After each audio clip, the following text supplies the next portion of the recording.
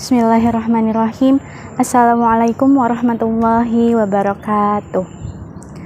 Alhamdulillahilladzi arsala rasulahu bil huda waddinil haq liyuzhirahu 'alad dini kullihi wa kafa billahi syahida. Asyhadu an la ilaha illallah wa asyhadu anna Muhammadar Rasulullah. Allahumma sholli ala sayyidina Muhammad wa ala alihi wa sahbihi ajma'in. Rabbi shrah li sadri wa yassir li amri wahlul 'uqdatam min lisani yafqahu qawli. Amma ba'du.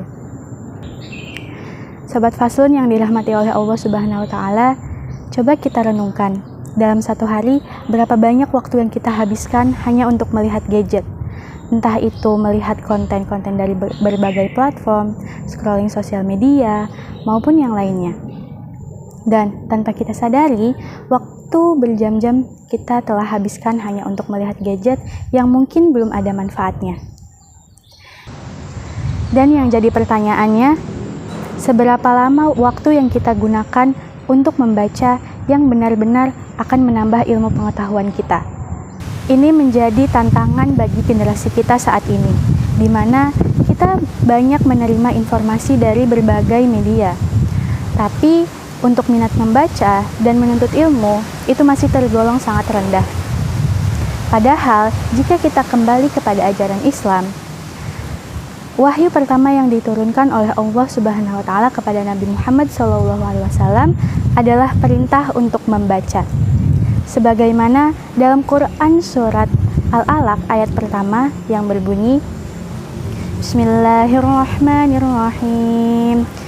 Iqra bismi rabbikal ladzi khalaq. Yang artinya, bacalah dengan nama Tuhanmu yang menciptakan. Nah, Sobat Faslun, ayat yang pertama kali turun adalah Iqra. Yang mana para ulama menjelaskan Iqra di sini bukan hanya sekedar perintah untuk membaca, tetapi juga belajar, memahami, dan juga menuntut ilmu. Karena semangat Iqra inilah lahir ilmuwan Islam yang berkontribusi besar bagi dunia. Saya yakin Sobat Faslun juga mengetahuinya.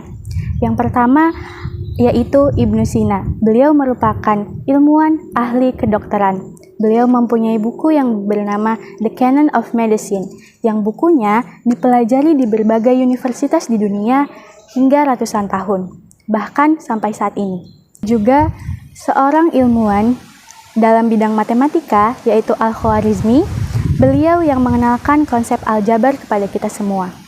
Yang sampai saat ini pula, konsep tersebut masih diajarkan dan masih berguna bagi kita.